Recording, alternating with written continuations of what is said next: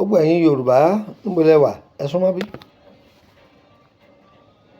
Ẹ kú àtàárọ̀ ọ̀dẹ̀ ọ̀dà bí. Mo ti sọ pé a kọ́ra wa lọ́gbọ́n. Yóò tó bí méjì mẹ́ta. Ẹ má jẹ́ oṣù yín. Àrùn kan bẹ ayé fi bá ní jà. Wọ́n fi yọni lẹ́gbẹ́. Wọ́n fi dojú tì ní. Wọ́n fi dojú ògo ẹni bolẹ̀. Kọ́mọ èké ọmọ àtọ̀ọ́lé. Tàgbàlagbà ni ọ̀wá àdá. Ọmọ èké tọ̀ọ́lé. Tàgbàlagbà ò bójúmu. Tàgbàlagbà ò bójúmu. Yí ń kọ́ lẹ́kọ̀ọ́ kan. Tí wọ́n bá gbé iṣu kaná, iṣu èyí yòówù.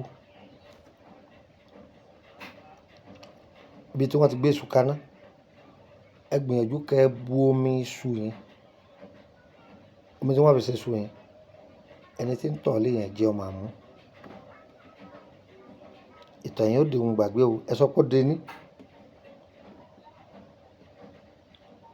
Àìkéré ká má lo ọkọ̀. Orúkọ mi ni Lukman ọmọ Ayédáre bàbá ọgbọ́n ọmọ ọdọ̀ àgbà. Ẹlẹ́lẹ́ẹ̀kejì, ẹ lọ sí inú igbó, ẹ lọ já ewé ẹ̀gbẹ̀sì. Ewé ẹ̀gbẹ̀sì òun ni wọ́n fi bo obì o. Ewé obì òun ni jẹ́ ewé ẹ̀gbẹ̀sì. Òun ni wọ́n fi pọ́n obì. Ẹ já ìyọwúrú mẹ́ta. Ẹ lọ rọ obì àbàtà funfun olójú mẹ́ta, kẹsìrà mẹ́ta. Ẹ wàá pọ́n ewé yìí. Ẹ kó obì yìí sínú ewé yìí. Ẹ wàá pọ́n. Nígbà tí ẹ bá pọ́n obì fún oníbàárà, ẹ gbé sínú kòkò kan tàbí bí apẹ̀ kan. Ọya ìbú inú àrò irú gbóná. Kọ́pọ̀ pẹ̀lẹ́sẹ̀ náà. Kẹ́ bù lé orí obì tí ẹ ti pọ́n léwé yìí. Ẹ fílẹ̀ fúngbà díẹ̀. Tó bá yá kẹ́ yọ, yóò gbóná, yóò ti sè. Ẹni tí ń tọ̀ yìí, ẹni kó máa jẹ, kó jẹ gbogbo ẹ̀ tán. Ní agbára Ọlọ́run kò ní tọ̀ọ́lé mọ́. Kí ni mo wí fún yín? Ní agbára Ọlọ́run kò ní tọ̀ọ́lé mọ́. Ó dohun gbàgbé. Bẹ́ẹ̀ ni. Bí tọ̀rẹ́ bá ti lọ kọ sẹ́nu kẹ́m báyìí, ayé fi ṣe ni. Wọ́n fi yẹ̀yẹ́ ni.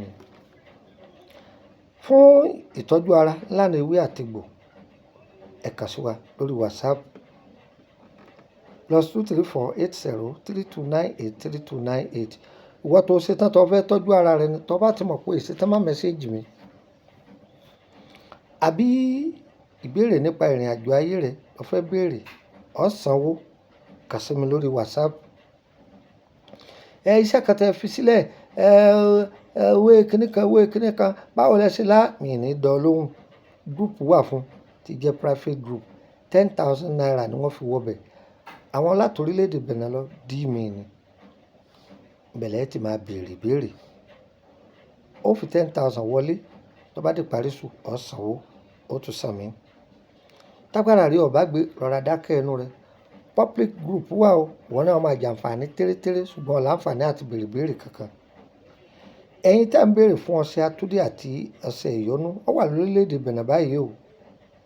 Kódà ẹ̀yin tẹ́ wà lábíjan, ó wà lórílẹ̀-èdè Abidjan. Torílẹ̀-èdè Benin, ìwọ tó bá fẹ́ ẹyọ kan 20,000 CFA ni. Ìwọ tó bá ra méjì, transmi ni tí jẹ́ 30,000. Ṣùgbọ́n ọ̀rẹ́ ẹyọ kan 20,000 ni. Ẹ bá lórílẹ̀-èdè Benin. Ọ̀pọ̀lọpọ̀ àwọn àjò tí a ti fi sílẹ̀ lóríṣiríṣi lọ́lọ́kan ọjọ́kan. Tẹ́ bá pè wá, èyí tí bá ń bẹ ńlẹ̀ á sọ fún yín pé ó wà ńlẹ̀. Èyí tí ó bá sí ńlẹ̀ á sọ fún yín pé kò sí ńlẹ̀. Ọ̀pọ̀lọpọ̀ yín tí ẹ máa pè mí ẹjọ́, ẹ̀yin wá Thunderstone, èmi kọ́ ni mò ń tewé ọmọ o. Spiritual consultant lèmi o. Èmi náà lọ rà á ni. Fúnra yín ẹ gbọ́dọ̀ eléwé ọmọ lọ ẹ máa lọ ra ń tẹ́ rà o. Ẹ gbàbẹ̀ lọ o. Ẹ gbàbẹ̀ lọ o. Yọ yẹ wá o. Kò ní yẹ ẹ lẹ̀. Ń ta fẹ́ Ọlọ́run ó ṣe. Ìta fẹ́ Ọlọ́run yóò lè jìnnà sí wa. Ó fẹ́ béèrè nípa ìrìn àjò ayé rẹ, wọ́n kàn sí mi. Àwa bá ọ ṣiṣẹ́. Ó fẹ́ ká bá fi DHL gbé, wọ́n lọ sanwó ẹ̀. Àbò ní ká bá fi mọ́tò gbé, wọ́n lọ sanwó ẹ̀. kò sí ìtẹ̀bẹ̀ wá nínú àwọn iṣẹ́ tá a ti fi sílẹ̀ tá a ní bá yín ṣe. Àgbẹ̀ ò ní iṣẹ́ méjì tí ń ṣe bí ó ṣe kọ́ dáko. Iṣẹ́ táwa ń ṣe nìyẹn. Yóò yẹ wá o, kò ní yẹ ẹ lẹ́. Iṣẹ́ yìí bá wá tó ọ lọ́wọ́ tó o bá pín, kò ní ṣiṣẹ́ fún ọ. Kò ní ṣiṣẹ́ fún ọ. Ó sì dá mi lójú pé gbogbo ẹ̀yin tẹ́ pín, olóríire ni ẹ pín o, ẹ jẹ́ ó kárí. Ire o, ire kàbìtì.